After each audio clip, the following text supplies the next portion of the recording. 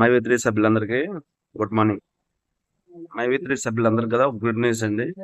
కొంతమంది మైత్రి సభ్యులు మెయిన్ వ్యక్తులు హైదరాబాద్ లో ఒక మోస్ట్ సీనియర్ లాయర్ ని కలిసి మా కేసు ఇలా ఉంది, తమిళనాడులో వాదిస్తున్నారు, దీని గురించి మాకు వివరంగా చెప్పండి, ఇది వాళ్ళు చేసేది కరెక్టా తప్పో, స్టెప్ తీసుకుంటున్నారా రాంగ్ స్టెప్ తీసుకుంటున్నారా అనేది కూడా వాళ్ళు అడగడం జరిగింది.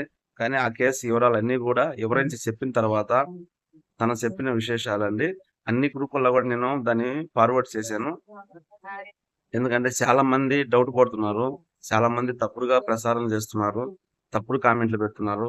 ఆ లాయర్ చెప్పింది ఎప్పుడైతే మీరు ఫస్ట్ మాకు 2-3 తేదీల్లో కూడా బెయిల్ అనేది లోయర్ కోర్టులో అనేది అప్లై చేస్తారు, అదే రోజు కూడా హియరింగ్ వస్తుంది, అదే రోజు కూడా బెయిల్ రావడం జరుగుతుందని కూడా చెప్పడం జరిగింది లాయర్కి. లాయర్ దానికి దానికి అప్పుడు అప్లై చేస్తే మళ్ళీ నెక్స్ట్ టైం వాళ్ళు ఎప్పుడు పిలిస్తే అప్పుడు పోయి ఎండి గారు అనేది అక్కడ సెలెండర్ అవ్వాలి.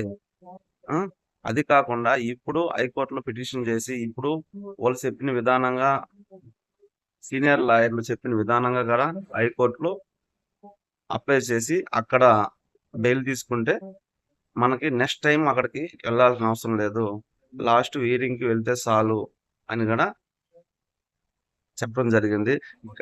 అందువల్ల అక్కడ ఉండే లాయర్లు అందరూ కూడా ఆలోచించి ఈ నిర్ణయం తీసుకుంటారు. 2 రోజులు లేట్ అయినా అక్కడ తీసుకోవడమే కరెక్ట్ అని కూడా హైదరాబాద్ లో ఉన్న సీనియర్ లాయర్లు కూడా చెప్పడం జరిగింది. ఇది మీరందరూ కూడా అర్థం చేసుకోండి.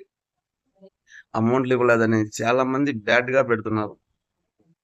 ఇక్కడ ఒక అతను అయితే నువ్వు వెళ్ళి చూసి రావచ్చు కదా, నువ్వు వెళ్ళి మాట్లాడొచ్చు కదా, నువ్వు యూట్యూబ్ లో డబ్బులు తీసుకుంటున్నావు కదా, తర్వాత వస్తే తీసుకోవా, అవి మేము చూస్తాం కదా అని కూడా వీడియో పెడుతున్నాడు, మెసేజ్ పెడుతున్నాడు.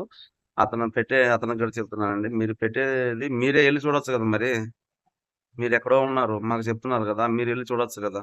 అక్కడ ఎన్నో సిస్టమ్స్ ఉన్నాయి, ఎవరిని బట్టి వాళ్ళు అలౌన్మెంట్ చేసేదానికి, అది గవర్నమెంట్. అర్థమైందా? మీరు అర్థం చేసుకోవాలి.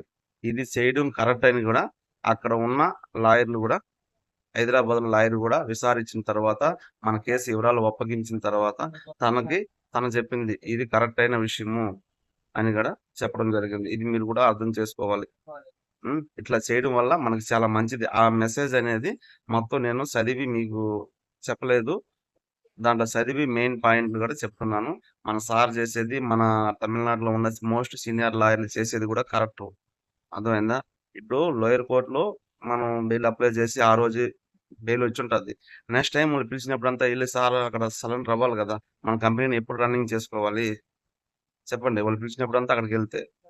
అందుకనేసి ఆ 2 రోజులు కూడా వెయిట్ చేసి అక్కడ వద్దని సీనియర్ లాయర్ చెప్పడం ద్వారాగా మళ్ళీ హైకోర్టులో మన జయచంద్ర అనేసి మోస్ట్ జడ్జి అతను వచ్చి 2,500 కోట్లు ప్రాజెక్టు, ఇది ఎలా స్కామ్ అంటారు, ఇంత అమౌంట్ కూడా ప్రజలకు ఇచ్చున్నారు, ఇంత అమౌంట్ ప్రొడక్ట్ ఉంది అని కూడా చెప్పడం జరిగింది.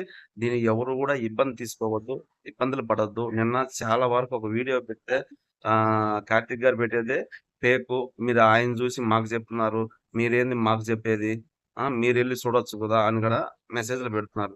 కొంతమంది చాలా బ్యాడ్ గా పెడుతున్నారు. ఇది కరెక్ట్ కాదు. మీ అమౌంట్లు వస్తాయని 1కి 100 తూర్లు చెప్తున్నాం. అమౌంట్ ఇవ్వడానికే కదా ఇదంతా కూడా చేస్తున్నారు.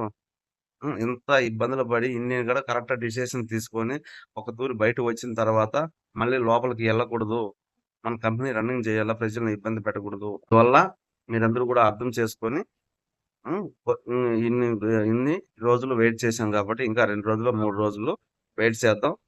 మనకి కంపల్సరీగా బెయిల్ అనేది వస్తుంది, 100% మనకు బెయిల్ వస్తుంది.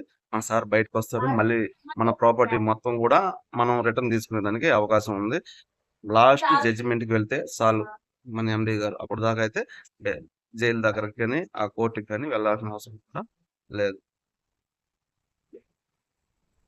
అలాగే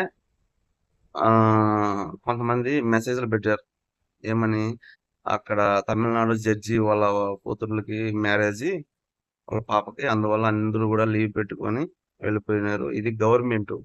అర్థమైందా? పేకు విషయాలు చెప్పద్దు, ఎందుకంటే ఇక్కడ చాలా మంది నెంబర్స్ ఉన్నారు. జడ్జీలు వాళ్ళ పాపకి మ్యారేజ్ అయితే వాళ్ళు వెళ్తారు, నైట్ మ్యారేజ్ నైట్కే వెళ్తారు, పగలంతా పోయి అక్కడ కూర్చొని ఉండరు. అర్థమైందా? దానికోసం లీవ్ తీసుకొని, లీవ్ అంతా తీసుకోరు, నైట్ పగలు కోర్టు అవుతుంది, నైట్ లో పోయి మ్యారేజ్ చూసుకొని వస్తారు. ఇక్కడ కోర్టుకి లీవ్ ఇవ్వకూడదు. మనలాంటి బెయిల్ పిటిషన్ పెట్టినోళ్ళు గాని, ఇంకా చాలా మంది గూడా ఇక్కడ వెయిట్ చేస్తుంటారు. దేశంలో తప్పు చేసేవాళ్ళుంటారు, తప్పు చేయనోళ్ళుంటారు. అలాగే శిక్ష అనుభవించినోళ్ళుంటారు. దేంట్లో ఒక దాంట్లో బెయిల్ అనేది ప్రతిరోజు గూడా కొన్ని వేల బెయిల్‌లు గూడా అక్కడ రిలీజ్ అవుతా ఉంటాయి. అందువల్ల ఎవరు గూడా లీవ్ ఏసేదానికి కుదరదు. ఎందువల్ల అంటే వాళ్ళు లీవ్ ఏస్తే వాళ్ళ తరపున ఎవరో ఒక లాయర్ అనేది ఉంటది. ఇది చిన్న చిన్న ఊర్లు, చిన్న చిన్న కోర్టులైతే ఈ బదులు లీవ్, రేపు లీవ్, ఎల్లుండి లీవ్ అనొచ్చు. అదే హైకోర్టు, హైకోర్ట్‌లో ఒకరు లీవ్ ఏస్తే వాళ్ళ బదులు ఇంకొక లాయర్ ఖచ్చితంగా 100% అక్కడ ఉంటారు. అర్థమైందా? లేదా ఏ బెంచీకొచ్చిన వ్యక్తి ఆ బెంచ్ మీద ఇదవుతది. ఇలా అబద్ధాలు వాయిస్ రికార్డింగ్‌లు అయితే ఎవరు ఇవ్వద్దు. అందరూ ఇబ్బందులు పడతారు. ప్లీజ్ ఫ్రెండ్ ఆల్ నంబర్స్‌కి కూడా ఒక గుడ్ న్యూస్. మనకి అక్కడ లాయర్‌లు చేసేది మంచిదని గూడా మనకు హైదరాబాద్‌లో ఉండే లాయర్‌లు గూడా చెప్పడం జరిగింది. మన కేస్ గురించి మొత్తం వివరించిన తర్వాత అన్నీ గూడా నేను నైట్ వీడియో పెట్టలేకపోయాను. ఎందువల్లంటే నేను బయట ఉండే వల్ల వీడియో పెట్టలేకపోయాను. అందుకనేసి ఆ యొక్క లిస్ట్‌ని అన్ని గ్రూపుల్లో గూడా షేర్ చేయడం జరిగింది. నాకు షేర్ చేశారు నైటు. నేను గూడా షేర్ చేయడం జరిగింది. ఓకే. ఇంతవరకు ఈ వీడియో చూసిన ప్రతి ఒక్కరికి గూడా మరొకసారి నా ధన్యవాదాలు తెలియజేసుకుంటూ మీరు ఏమనుకుంటున్నారనేది గూడా కామెంట్ రూపంలో పెట్టండి. నేను చదువుకుంటాను. Okay. Thank you all numbers.